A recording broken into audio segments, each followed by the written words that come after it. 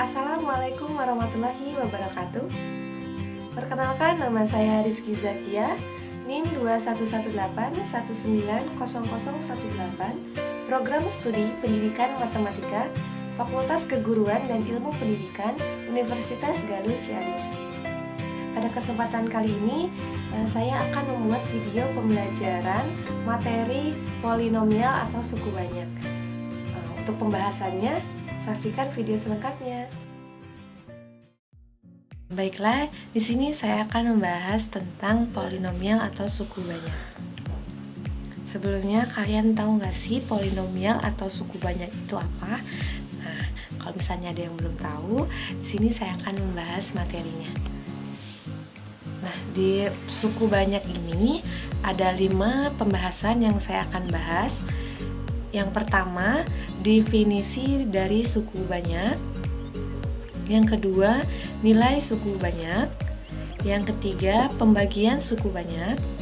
Yang keempat, teorema sisa dan teorema faktor. Dan yang kelima adalah akar-akar persamaan dari suku banyak. Nah, untuk pembahasan yang pertama, kita akan membahas tentang definisi dari suku banyak itu. Nah, jadi di sini polinomial atau suku banyak adalah suatu aljabar yang terdiri dari beberapa suku dan memuat suku variabel berpangkat bilangan bulat positif. Nah, untuk bentuk umum polinomialnya berderajat n dengan variabel x dapat ditulis an x pangkat n ditambah an-1 x pangkat n-1 tambah titik-titik ditambah a2 x pangkat 2 ditambah a1x ditambah a0. Nah, untuk keterangannya, untuk n adalah bilangan bulat positif. Untuk yang an-1, a2, a1 itu dinamakan koefisien. Nah, untuk AO-nya adalah konstanta dan X-nya adalah variabel. Selanjutnya, untuk contoh dari suku banyak. Nah, di sini ada beberapa contoh untuk mengetahui apakah fungsi tersebut, suku banyak tersebut adalah polinomial atau bukan. Nah, yang pertama itu ada 5x pangkat 3 dikurangi 6x pangkat 2 dikurangi 2x ditambah 8. Nah, itu termasuk polinomial karena memiliki pangkat bilangan bulat positif. Nah, untuk yang kedua juga polinomial. Yang ketiga bukan polinomial, di mana di situ 2x pangkat 4 ditambah 4x pangkat 3 ditambah 2x pangkat 2 dikurangi akar x dikurangi 7. Nah, di situ akar x-nya kalau misalnya kita hilangkan akarnya akan menghasilkan x pangkat 1/2. Nah, untuk pangkatnya itu pecahan bukan bilangan bulat positif, maka di situ bisa ditulis bukan polinomial.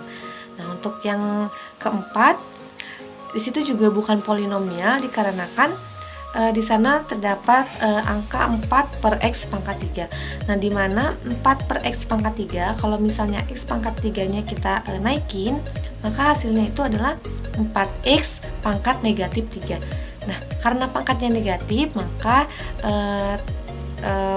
suku banyak tersebut bukan termasuk polinomial. Karena tadi yang setelah kita baca pengertiannya bahwa polinomial suku banyak itu adalah perpangkatan bilangan bulat positif.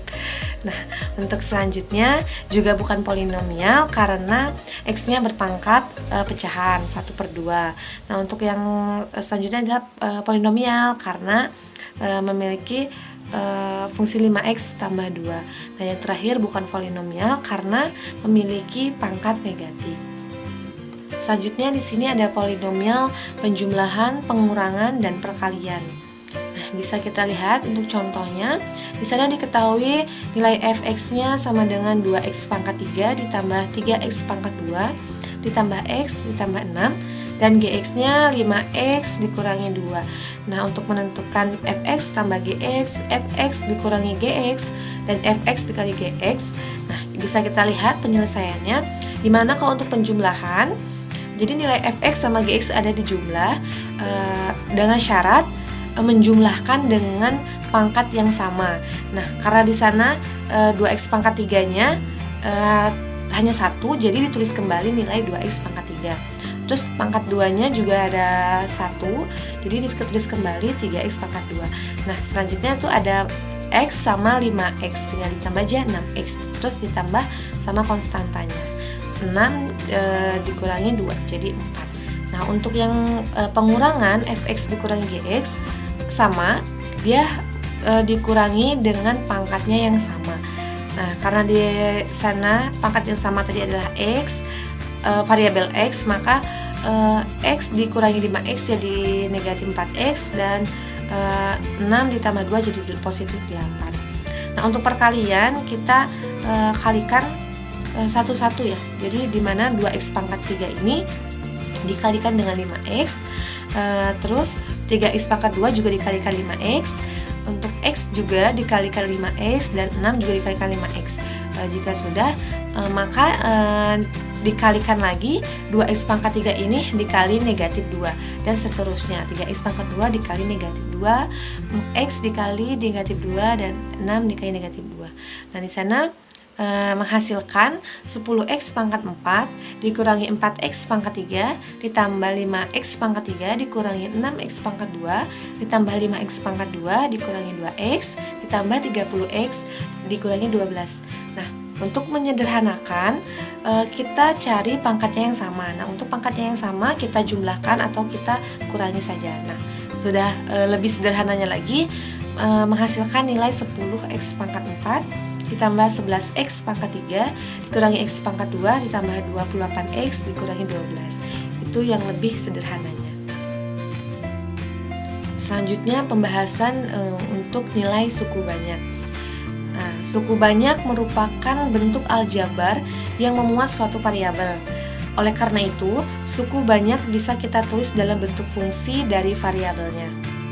Selain fx, fungsi suku banyak juga bisa dinyatakan dengan xx yang menyatakan fungsi suku banyak dengan variabel x, atau px yang menunjukkan fungsi polinom suku banyak dalam variabel x. Nah, sini selanjutnya menentukan nilai suku banyak. Nah, bisa kita lihat dari gambar bahwa ada seseorang melemparkan bola basket ke ring. Nah, dengan kecepatannya itu negatif 3t pangkat 2 ditambah 6t ditambah 5 dengan kecepatan waktu 2. Nah, berapa tinggi dari bola tersebut dengan bawah ya, dengan permukaan tanah gitu. Nah, untuk pembahasannya kita menggunakan cara substitusi nilai polinomial. Nah, kita lihat tadi nilai t-nya sama dengan 2. Nah, kita masukkan aja dari persamaannya itu yang negatif 3t pangkat 2 ditambah 6t tambah 5. Nah, t-nya kita masukin dengan angka 2. Nah, bisa kita lihat setelah kita masukkan angka 2-nya dihasilkan nilai 5. Maka ketinggian bola pada saat t sama dengan 2 adalah 5 meter. Untuk selanjutnya menentukan nilai polinomial dengan cara skema Horner. Nah, yang tadi adalah cara substitusi. Nah, sekarang adalah cara skema Horner. Nah, gimana sih caranya? Nah, jadi kita ada permisalan nih. Diketahui fx sama dengan ax pangkat 3 ditambah bx pangkat 2 ditambah cx ditambah d. Untuk mencari nilai fx, untuk x-nya sama dengan k. Nah, bagaimana cara mencarinya menggunakan skema Horner ini? Nah, langkah yang pertama adalah kita buat skema bentuk seperti ini, di mana ada 3 baris. Baris pertama, baris kedua, dan baris ketiga. Nah, untuk ABCD-nya, untuk nilai ABCD itu adalah nilai koefisien dari variabel yang memiliki variabel, dan juga si D-nya konstanta. Jadi dimasukin nilai-nilainya. Nah, untuk kalau misalnya diketahui fx atau px-nya ax pangkat 3 ditambah cx tambah d. Jadi kan di sana itu kita bisa lihat ya, yang pertama X-nya pangkat 3. Nah, yang kedua itu langsung X-nya pangkat 1. Nah, baru langsung konstanta. Maka kita bisa menulis untuk awal skema Hornernya seperti ini. Nah, di mana yang pangkat tertingginya kan 3. Nah, kita tulis koefisiennya dari X pangkat 3 berapa? Yaitu A.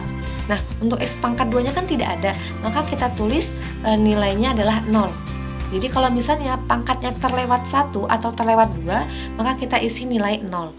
Nah, baru selanjutnya untuk X pangkat 2 kan 0. Nah, untuk X-nya berapa? Nilainya adalah C, baru D. Nah, itu kalau misalnya pangkatnya ada yang terlewat. Selanjutnya untuk langkah kedua, kita tentukan nilai X sama dengan K yang telah diketahui di sisi paling kiri. Nah, yang paling kiri tadi, nah bisa kita lihat ini adalah X sama dengan K atau pembagian dari si X-nya.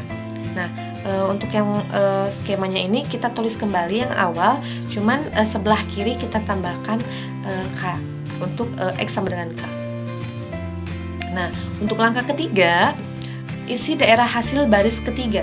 Tadi kan yang A, B, C, D itu kan barisan pertama. Nah, barisan kedua kan di bawahnya ya. Nah, barisan ketiga itu adalah bawah dari sekat pembagi skema itu ya. Nah, untuk langkah ketiga ini isi koefisien awal di baris ketiga. Nah, dengan cara seperti ini. Jadi koefisien yang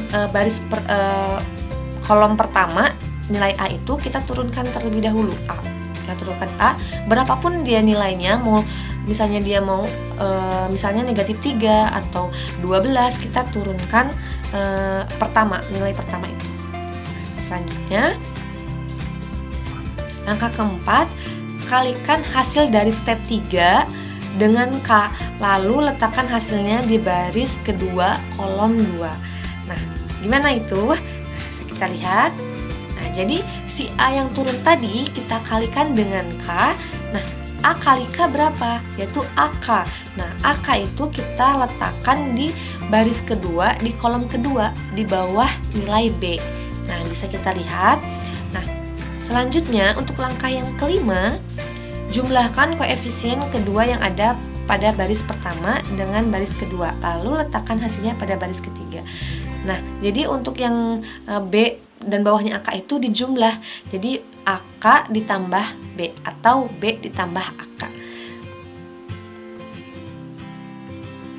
Nah, untuk langkah keenam, ulangi step tersebut sampai hasil akhir, sampai sampai di yang nilai D. Jadi sampai terakhir.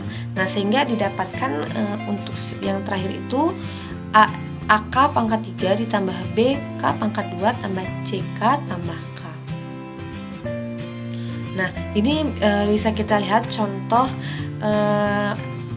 untuk fungsinya negatif 3, T pangkat 2 tambah 6T tambah 5 dengan T sama dengan 2, tapi menggunakan skema Horner.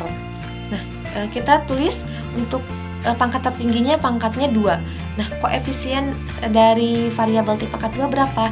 Yaitu negatif 3. Nah, kita tulis kembali negatif 3. Selanjutnya untuk pangkat T adalah 6. Terus yang 5 konstantanya kita tulis kembali 5. Nah, yang pertama tadi kita langkah pertama turunkan baris yang pertama, kolom pertama kita turunkan terlebih dahulu, yaitu angka negatif 3. Baru negatif 3 dikalikan 2, hasilnya negatif 6. 6 ditambah negatif 6, 0, dan diulangi seterusnya sehingga menghasilkan nilai yang terakhir adalah 5. Nah, pembahasan selanjutnya adalah pembagian suku banyak. Nah, pembagian suku banyak ini ada pembagian secara bersusun. Nah, pembagian secara bersusun ini bisa kita lihat. Misalnya diketahui fx-nya itu x pangkat 2 ditambah 6x dikurangi 10 dibagi x dikurangi 1.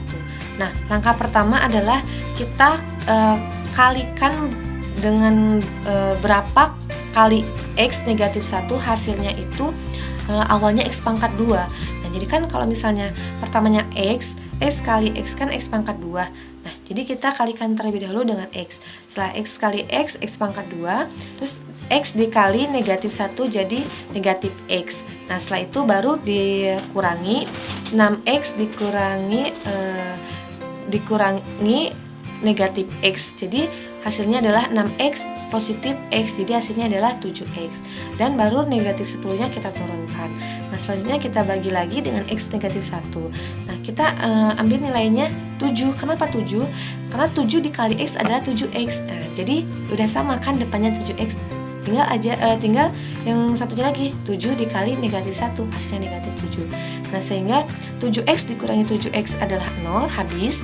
Nah, sisanya adalah negatif 10 dikurangi negatif 7. Jadi hasilnya adalah negatif 3. Nah, itu hasil dari pembagian secara bersusun. Nah, fungsinya ini yang X pangkat 2 ditambah 6X dikurangi 10 itu namanya adalah yang dibagi. Nah, kalau X dikurangi 1 itu adalah pembagi. Nah, untuk X plus 7 yaitu hasil baginya. Dan untuk negatif 3 adalah sisanya. Nah, jadi bisa secara umum ya, untuk rumusnya adalah Fx sama dengan Px dikali Hx ditambah Sx. Nah, untuk Fx-nya adalah yang dibagi, Px-nya pembagi, Hx-nya hasil bagi, dan Sx-nya adalah sisa. Nah, ada note bahwa jika Fx-nya berderajat n dan Px-nya berderajat m, dengan m kurang dari n, maka Hx berderajat n dikurang m, dan Xx berderajat paling tinggi m dikurangi 1. Nah, bisa tadi pembagian secara bersusun ya. Nah, ini pembagian secara skema Horner. Nah, tadi saya sudah bahas pembagian secara Horner. Nah, untuk contohnya bisa kita lihat juga caranya yang sama. Langkah yang seperti tadi. Nah, dimana ini dibaginya adalah 3X ditambah 2. Nah, karena 3X tambah 2, kita cari dulu nilai X-nya berapa. Nah, bisa kita lihat 3X tambah 2 jadikan sama dengan 0, makanya kita mencari nilai X. Jadi nilai X-nya adalah negatif 2/3. Nah, jadi pembaginya adalah negatif 2/3. Nah, kita cari nilainya dengan cara yang sudah kita bahas tadi, sehingga menghasilkan hasilnya adalah 6X pangkat 2 dikurangi 6X ditambah 3. Kenapa 5-nya tidak masuk? Karena 5 itu adalah hasil sisa dari pembagi tersebut. Maka Xx-nya sama dengan 5. Selanjutnya adalah teorema sisa dan teorema faktor. Untuk teorema sisa, misalkan Fx dibagi dengan Px dengan hasil baginya Hx dan sisanya adalah Sx. Nah, maka diperoleh hubungan yang rumus secara umum tadi ya.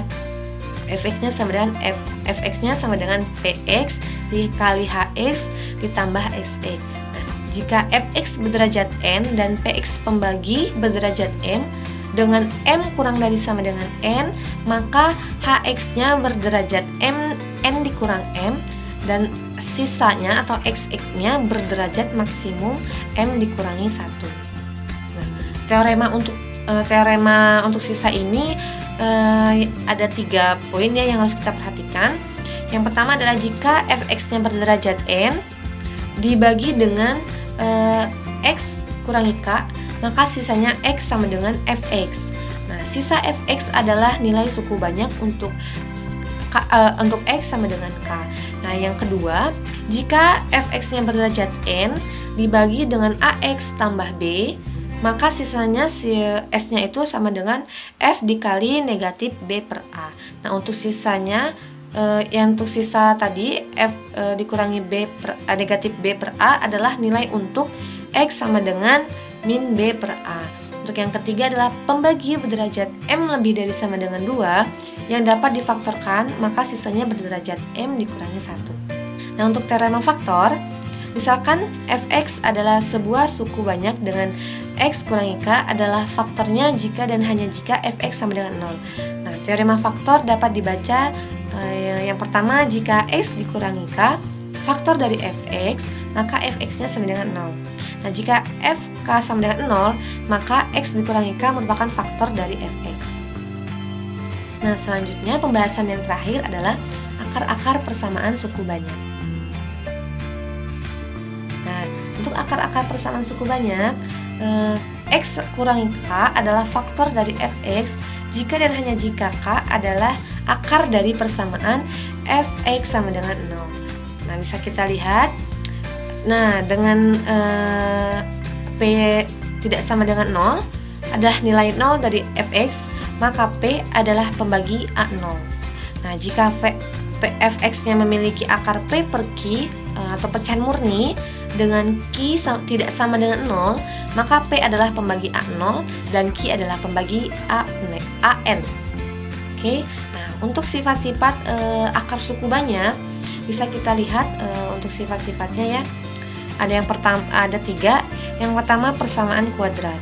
Nah, jika x1 dan x2 adalah akar persamaan dari a x pangkat 2 ditambah bx ditambah c sama dengan 0, maka untuk x1 ditambah x2 sama dengan negatif b per a. Nah, kalau misalnya untuk perkalian x1 dikali x2 sama dengan c per a. Nah, itu untuk persamaan kuadrat.